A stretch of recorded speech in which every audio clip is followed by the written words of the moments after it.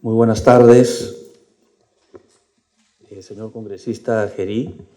En primer lugar, y un saludo a todos los asistentes y las personas que me acompañan aquí en la exposición.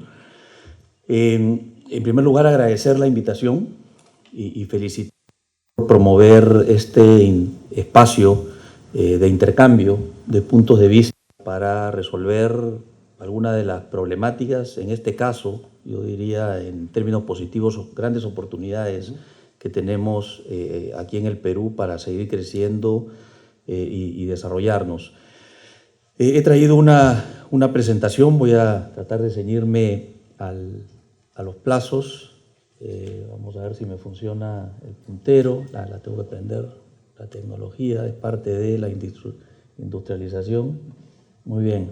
Quería comenzar haciendo una recapitulación de lo que ha sido el crecimiento económico y la capacidad de generar recursos de nuestro país en los últimos 30 años. El Producto Bruto Interno ha crecido 3.6 veces en 30 años. Con ello, el PBI per cápita por persona ha crecido 2.5 veces. Esto es porque la cantidad de personas ha aumentado en ese lapso de tiempo. Es un crecimiento muy importante. A la misma vez, el empleo nacional y los ingresos también han acompañado ese crecimiento, ¿no? Soportando la tesis que es a través del crecimiento económico que se puede buscar el desarrollo, mejorar las condiciones de vida de la mayoría de personas en un país. El empleo nacional ha crecido 2 veces en ese mismo periodo. La medición de ingreso promedio no es de 30 años, así que en un periodo un poco más corto también se ha duplicado, pero en aproximadamente 23 años. Hemos visto también cómo la pobreza nacional, el porcentaje de población en pobreza nacional disminuyó casi 2/3 también. En los primeros años que se iba consolidando el modelo de crecimiento y la generación de recursos, no fue un poco más errático y no tan claro, pero a partir del año 2001, 2002, los últimos 20 años, obviamente hasta antes de la pandemia, esto ha venido bajando de una manera consistente, ¿no? Prácticamente 2/3. Y eso se pudo lograr también, contrario a lo que muchos dicen y cuestionan muchas veces del sector privado, de las empresas, esto ha sido posible por la generación de recursos, una buena parte en impuestos y contribuciones del sector privado, otra parte impuestos y contribuciones de los trabajadores y otra parte de los ciudadanos, en el rol de ciudadanos, muchos de los trabajadores por el consumo, ¿no? Todo ello es recaudado a través de las empresas, ¿no? Que estamos en el mundo formal. Y eso ha permitido que de tener presupuestos de menos de 7.000 millones de soles en el año 92, escuchen esas cifras, 7.000 millones de soles, el presupuesto nacional, pasáramos al año 2021 con un presupuesto nacional de 183.000 millones de soles.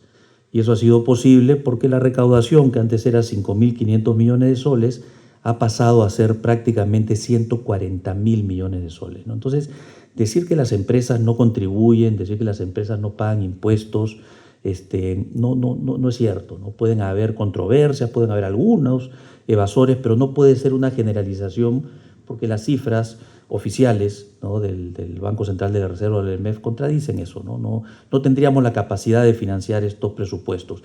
Pero importante acá, no he venido a hablar de impuestos, sino he venido a hablar de cómo el crecimiento económico nos ha permitido generar todo este bienestar, todos estos recursos, ¿no? Y detrás de este crecimiento hay 3 sectores, ¿no? Que han sido muy dinámicos, de una manera también muy consistente en los últimos 3 años, ¿no? La agroexportación, que está dentro del PBI agropecuario, ha crecido 3.7 veces. La minería, hidrocarburos, sobre todo en minería aquí, 3.2 veces, y el turismo, ¿no? Que si bien se dice que es la industria sin chimenea, en un país que tiene tantos atractivos, ha crecido más de 3 veces en el mismo periodo.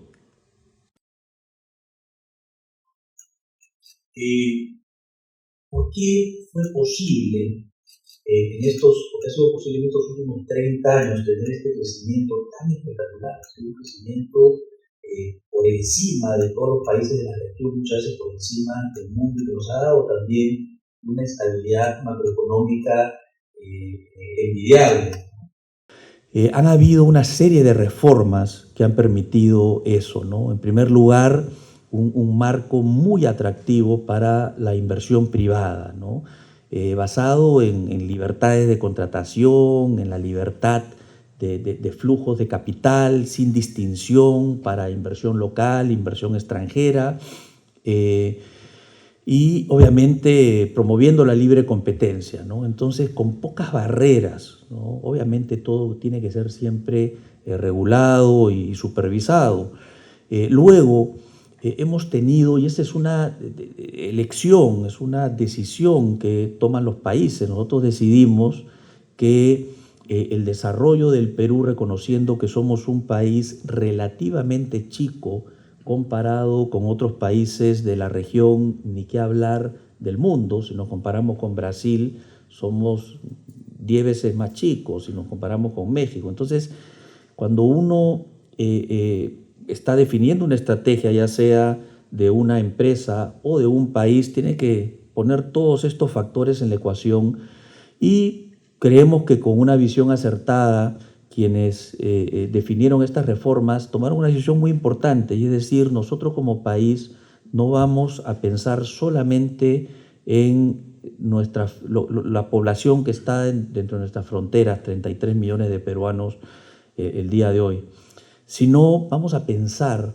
en, a través de acuerdos comerciales, poder llegar a otras economías y atender la demanda que tienen, directa o indirectamente, la demanda que tienen una buena parte de la población mundial. Entonces hemos pensado en grande. Y eso se ha podido materializar a través de 24 acuerdos comerciales, tratados de libre comercio, hay tratados de inversión, y 3 que están por entrar en vigencia y 7 en negociación. Nosotros podemos llegar no solamente a los 33 millones de peruanos, no limitarnos a eso, sino podemos llegar a más de 3.000 millones de ciudadanos que viven en las economías a las que podemos llegar con nuestros productos. Pero obviamente eso es una autopista de 2 vías, ¿no? Nosotros podemos llegar a sus mercados, pero ellos también quieren llegar al nuestro, ¿no? Entonces eso es parte de la apertura comercial, esa reciprocidad. Difícilmente uno puede decir esto sí, pero esto no, porque si no, uno lo va haciendo con cierta gradualidad, ¿no? Pero esa es una definición muy, muy importante que se tomó en su momento, ¿no? Un tercer punto fundamental ha sido la autonomía del Banco Central de Reserva, ¿no? La política monetaria. Eso ha permitido que no haya injerencia política después de un periodo hiperinflacionario que quienes no tienen muchas canas como yo quizás no lo vivieron, pero es imposible vivir en un país. Yo era gerente financiero de una multinacional, teníamos que hacer listas de precios todos los días. Ya cuando yo agarré la lista de precios, lo hacíamos 2 veces por semana, después una vez por semana, después una vez por mes, después si cambiaban los costos, ¿no? Entonces, yo trabajé del 92 al 95 en esta empresa, ¿no? Entonces les puedo contar de mi propia experiencia, ¿no? Cómo era esto. Imagínense del lado del consumo, ¿no? Tenías que salir y comprar, especular, ganar dinero en los costos de reposición, ¿no? Es un sistema totalmente distinto, es lo que realmente genera pobreza. Entonces, combatir la inflación fue fundamental, y esta decisión fue clave para lograrlo. Tenemos una de las menores inflaciones del mundo. Por otro lado, la prohibición y el 4 y el 5 de las empresas del Estado de la época militar perdían muchísimo dinero, se estatizó mucho en esa época y perdían muchísimo dinero porque no había incentivos, ¿no? El mundo se mueve por incentivos para ser eficientes, ¿no? Para hacer las cosas bien, para tener calidad, ¿no? Entonces, se tomaron medidas con respecto al financiamiento de las empresas del Estado y del rol que debería tener el Estado, ¿no? Nuestro PBI, en ese periodo, la inversión privada obviamente permitió esa diversificación de exportaciones, la entrada de capital extranjero, ¿no? Y obviamente hemos sido de los países que más inversión tuvo y más crecimos. Miren, comparen el periodo, el primer periodo en el cuadro de la derecha es entre el año 1975 y 1992. Crecimos 0%, el promedio, porque decrecíamos. Paraguay 5,9, Chile 5,1, Colombia 3,9. ¿No? Tuvimos un periodo de 16, 17 años con nulo crecimiento. Sin crecimiento es imposible, ¿no? Combatir la pobreza, generar bienestar, porque la población va creciendo, nos vamos haciendo más pobres colectivamente. Y fue gracias a estas reformas que pasamos a ser los líderes en crecimiento de la región entre el 93 y el 2021, con 4,5%, pasando a Chile, que era de los países que lideraba en el periodo anterior. Entonces es importante reconocer eso, redujimos la pobreza y tuvimos de las inflaciones más bajas, el promedio 2,9 entre el 2002 y el 2021, ¿no? Entonces es muy importante reconocer esas reformas que fueron la base de ese crecimiento económico que nos ha permitido avanzar como país, pero claramente no ha sido suficiente, ¿no? Por otro lado, la inversión privada, como pueden ver, también fue el soporte de ese crecimiento, ¿no? De 17.000 millones de soles en el año 90 a 116.000 millones de soles en el año 2021, ¿no? Entonces, hoy hemos pasado del 75% de la inversión total al 80% en promedio en la última década, sin contar el periodo de pandemia, y de ser poco menos del 14% del PBI, poco más del 20% del PBI la inversión privada. Entonces ese crecimiento ha tenido el impulso empresarial, ¿no? Por eso la importancia de promover medidas, confianza, tener estabilidad, ser amigables con el sector privado, un sector privado que tiene que ser responsable, obviamente, sostenible, cumplir con sus compromisos, tanto laborales como tributarios y sin qué decir los derechos humanos, ¿no? Pero es muy importante reconocer el rol que tiene el sector privado como motor de desarrollo.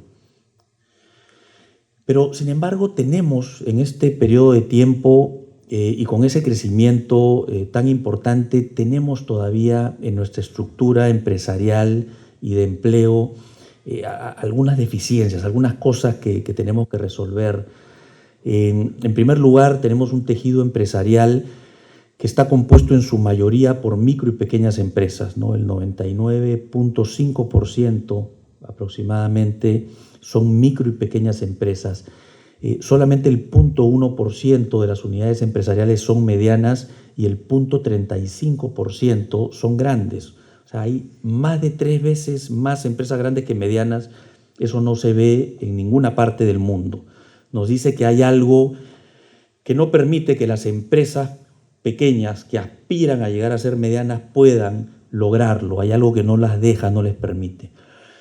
Y por otro lado, tenemos también en la estructura la mayor cantidad del empleo concentrado en las microempresas, sobre todo microempresas, ¿no? O sea, el 95% son micro de ese 99,5%, como pueden ver en las barras azules de Perú, ¿no? Y el 72% del empleo está concentrado ahí, ¿no? Mientras que si vamos al otro extremo, ¿no?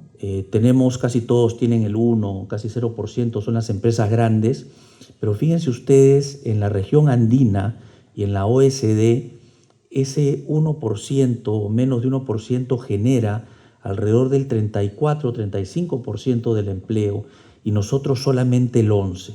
Aquí hay dos factores, ¿no?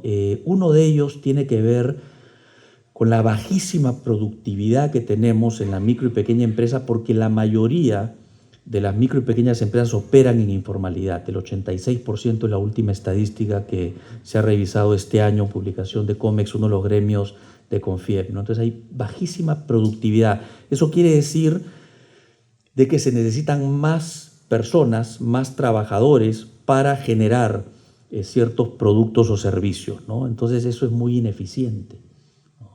Pero por otro lado, reconocemos también que en la parte de las empresas grandes hay una gran concentración en empresas extractivas que no son tan intensivas en mano de obra directamente.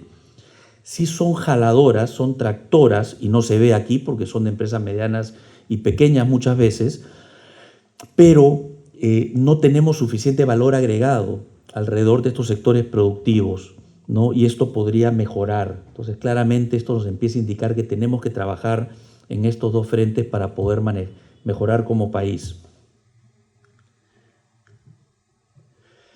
Y aquí la invitación a la reflexión, ¿no? Porque aquí es donde uno viene y dice, si no ve estos antecedentes y no se entiende que ese es el resultado de algunas decisiones estratégicas, y en estrategia básicamente lo que uno hace es escoger caminos, ¿no? O voy por aquí o voy por acá, ¿no? ¿Dónde voy a ganar? ¿Dónde puedo ganar?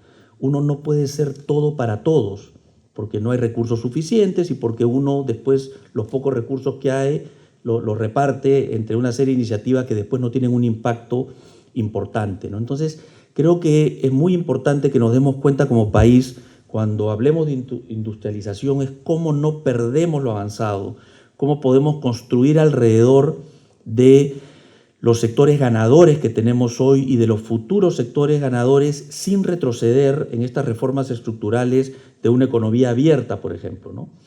Los gremios del sector empresarial tenemos muchísimas coincidencias, a veces tenemos algunas diferencias, pero es bueno exponerlas y sustentar por qué. No quiere decir que uno tenga razón y el otro no.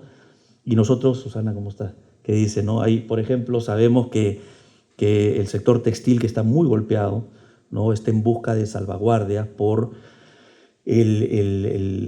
digamos, la importación de productos chinos, pues, que vienen a unos precios, ¿no? Y preguntémonos por qué los productos chinos pueden llegar a precios tan bajos, porque tienen una escala enorme, ¿no? Entonces toman estas decisiones de entrar en ciertos sectores en los cuales uno sí puede ser ganador. Entonces el resultado de esas escalas son esos costos bajísimos, ¿no? A menos que hayan, pues, prácticas que obviamente busquen hacer el dumping, y para eso tenemos mecanismos, pues, de los organismos de comercio internacional. Entonces, cuando hablemos de salvaguardias, ¿no? Importante que sean, pues, dentro del marco de monitoreo y regulación internacional del comercio, y que se discutan de manera técnica, ¿no? No política, y que no, y esto es duro decir, ¿no? Pero a veces que no protejamos sectores que difícilmente en el largo plazo puedan ser ganadores, ¿no? No decimos que el sector textil no lo sea, porque debemos encontrar los espacios en donde el sector textil peruano claramente pueda ser un ganador y sostener eso en el tiempo, ¿no? Pero sí creemos que hay un potencial muy grande de industrializar alrededor de tres sectores que son muy ganadores: que es la minería, que es el agro, que es el turismo, que es una industria sin chimenea, que serían tres sectores súper ganadores en el análisis que hemos hecho. Y esto, y no voy a detenerme por el tiempo, vamos a alcanzarles un estudio que justo estamos publicando en estos días, que hemos trabajado con la OIT. Es el segundo estudio que hemos hecho con la OIT. El primero es Trabajo Decente, trata de abordar políticas públicas para promover el empleo decente, reconociendo que hay informalidad, pero reconociendo también que no se va a resolver, no es un tema solamente de derechos laborales, es un tema también de protección social, y que no se puede resolver pensando que todos los trabajadores van a estar en una planilla. Tenemos que tener un abordaje integral para resolverlo. Aquí es algo similar, comienza reconociendo la realidad de la estructura empresarial peruana que describí, y que dice, bueno, ¿cómo podemos empezar a cambiar eso? Y la tesis que ponemos en la mesa y que está aprobada, no la hemos inventado, nosotros en la Confiep ha sido recogiendo experiencias, es poder hacer clústeres de desarrollo subregionales alrededor de sectores tractores, ¿no? Y pensamos que los tres sectores tractores, pues es una propuesta, pueden haber más, es agroexportación, turismo y minería, ¿no? Y que debemos tener, obviamente, con el sector público, ¿no? A través de mesas ejecutivas sectoriales, un rol articulador y tener a todos los jugadores de las macroregiones para poder las empresas grandes y medianas funcionen como tractoras en sus cadenas de valor y tengan un rol no solamente de desarrollar proveedores en las regiones para buscar la industrialización, sino también ayudarlos a crecer, ¿no? En innovación, por ejemplo, que les va a traer productividad y a través del acceso a los mercados van a poder acceder al financiamiento. Obviamente implica que operen en la formalidad, el premio es el acceso a los mercados. Entonces, creemos que este modelo sería muy potente y es un modelo en el cual tendríamos que colaborar entre todos los actores. Hay un ejemplo en Ancash, o la minera Antamina, que inclusive ha juntado el tema minero y agro para promover la falta ácida. Ya tenemos un piloto, nosotros estamos haciendo un piloto en el norte, con el sector calzado, ¿no? En el Porvenir, que está súper golpeado. Entonces, ahora les voy a contar un poquito más de eso. Y no me voy a detener acá, la presentación la van a tener, pero estos tres sectores tienen una serie de características. Primero, que son ganadores, todavía tienen un potencial de crecimiento y expansión, ¿no? Tanto minería, si es que resolvemos nuestros problemas de competitividad social y nos damos cuenta que el Perú es un país bendecido y somos un país minero. El sector minero tiene una característica: en mano de obra directa no es muy intensivo, pero el factor multiplicador es de los más altos, hasta 8 puestos de trabajo por cada puesto de trabajo directo, y esto es por toda la cadena de proveedores. Entonces sí tiene un potencial enorme también de seguir desarrollando industria, y en vez de comprar algún otro producto, puede ser que se estén importando. Y ahí podemos tomar decisiones estratégicas. Vamos a apostar por la industria nacional, vamos a apostar por los uniformes y los calzados nacionales, y tengamos programas de desarrollo de proveedores locales, ¿no? En estos sectores que pueden ser ganadores y ganar escala en estas industrias, ¿no? El agro tiene un potencial enorme, ¿no? Es cuestión de decidirnos. Hace 10 años, pocas personas se decidieron que podíamos ser jugadores en arándanos. En 10 años, somos líderes en exportación de arándanos en todo el mundo, ¿no? Ese es el tipo, estamos bendecidos. La tierra, el clima, la estacionalidad que nos permite tener más cosechas a lo largo del año, porque tenemos que resolver también la convivencia del agro con la minería, resolver el tema del agua, capacidades. Y aquí también podemos ayudar muchísimo. Hemos estado hablando con los agricultores del valle de Chupaca, en Junín, y es la despensa de Lima, y no exportan. Y les pregunté, ¿y por qué no exportan? Porque no saben exportar. Entonces, con AGAP vamos a hacer unas visitas para darles capacitación para que puedan aprender a exportar y no solamente enfocarse en productos que pueden hacer llegar a Lima, ¿no? Vamos a ayudarlos también con una serie de temas para las llegadas al mercado, ¿no? Entonces, es muy importante el rol que tengan las empresas grandes y los gremios en ayudar a fomentar ese desarrollo. El turismo ni hablar, o sea, en el Perú hablaba con Juancho Stossel, que es una de las personas que más sabe de turismo. Hablamos de 4 millones de turistas, ¿no? Y nos sentimos muy bien. Tenemos un potencial de 10, de 15 millones de turistas si realmente nos proponemos. Él me contaba que estuvo en Huancavelica hace poco y hay un potencial de un tren de Huancayo a Huancavelica, me parece que es, que les encanta a los turistas europeos y podría generar un montón de bienestar, pero no estamos distraídos en otros temas y no en generar la infraestructura que requiere el turismo y descentralizar Machu Picchu, porque la palabra desmachupichizar nunca me sale. Descentralizar de Machu Picchu, ¿no? Tenemos el norte, el sur, el oriente, muchísimas cosas, y podríamos hacerlo. Recientemente inauguramos el vuelo Cusco-Ayacucho y hemos reactivado el turismo, estamos reactivando el turismo receptivo en Ayacucho que se perdió con el terrorismo. Una acción empresarial puede ayudar a traer ese tipo de bienestar. Pero hay otros sectores potenciales y que deberíamos tenerlos en el mapa, ¿no? La acuicultura. Estuvimos en Ucayali, en el Parque Acuícola El Milagro, hace unos 2 meses, de repente 3, el tiempo vuela. 1 millón de metros cuadrados de piscinas espejo, espectacular. ¿Qué problema tienen, ¿no? El el 50% de la estructura de costos es el alimento, ¿no? Paiche, Paco, Doncella, ¿no? Y básicamente atienden la región y Lima, un tercio va a Lima, muy poco internacional a pesar que es un filete de paiches espectacular y la gastronomía peruana está conquistando el mundo, ya lo conquistó y en todos los menús debería estar el paiche y esa industria volaría, ¿no? El costo es alto, lo sentamos con la Sociedad Nacional de Pesquería, nosotros los 22 gremios buscamos articular soluciones para encontrarles una fórmula que el costo baje. Pero ¿cuál es el otro problema? No tienen electricidad y no tienen caminos asfaltados. 1% de caminos asfaltados en Ucayali. Es terrible, ¿no? Y la electricidad está por tiempos, momentos. Ellos con una paleta que da vueltas y permite airear las lagunas, cuadriplican la productividad de las lagunas, ¿no? Entonces, imagínense si nosotros resolviéramos el tema de infraestructura de electricidad, que también estuvimos conversando al inicio, ¿no?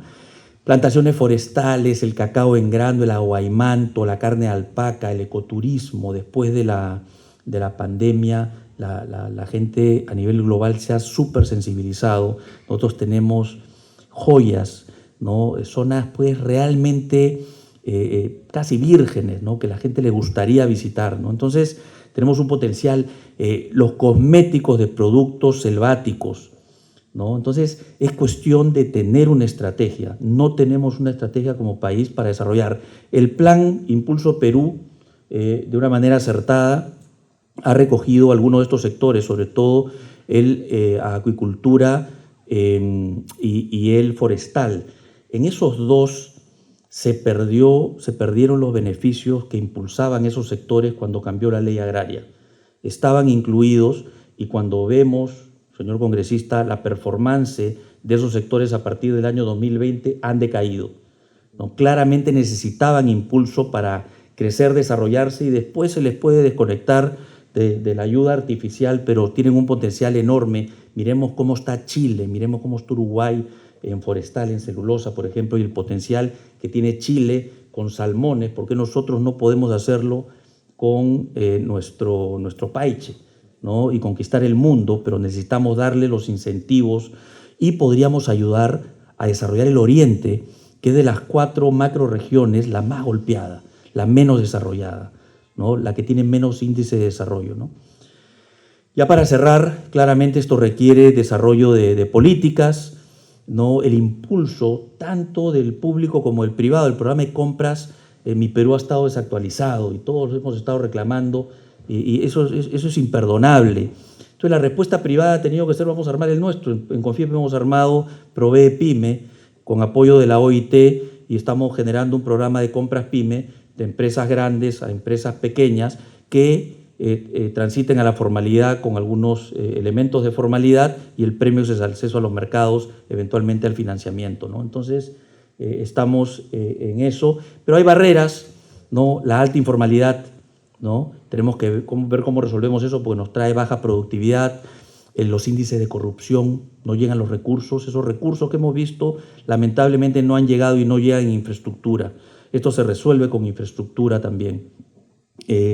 La gran brecha que hay en infraestructura, la ausencia de mano de obra calificada, la baja productividad, el acceso al crédito y la descentralización. No hay una política nacional de descentralización consistente. En los viajes, estábamos en Arequipa, les cuento esto como anécdota, una empresa que ya tiene una planta, no menciono el nombre, es una historia real, quería expandir su planta, hizo un análisis.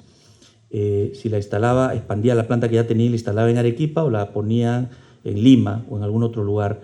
Uno de los factores por los cuales decidieron venir a Lima es porque el costo de energía era más barato acá, el costo de electricidad. Entonces, ¿por qué la electricidad que llega a las regiones es más cara? Y cuando uno compra una botella de agua al costado de la planta de producción cuesta de repente medio sol, y cuando uno lo compra en Tacna también cuesta medio sol, ¿no? Eso es un tema regulatorio. Le pregunté a alguien del sector energía y me dijo que la energía le cargan la pérdida que hay en la transmisión. Y eso debería rebalancearse y ponerse en un promedio, pero no deberíamos tener pues un costo de energía más caro, porque si no todo va a jalar a Lima y la industria tendría que estar en Lima. ¿no? Entonces tenemos que tomar medidas como esas para empezar a realmente descentralizar, y creo que el sector privado tiene que hacer su parte también. A veces las empresas privadas centralizamos las compras en Lima con proveedores de Lima, y entonces y de ahí se mueven los productos en vez de desarrollar proveedores locales. Entonces creo que está en la decisión de nosotros tomar la decisión de que tenemos que ayudar a descentralizar, crear más industria a nivel local y así buscar el progreso del país. Muchísimas gracias.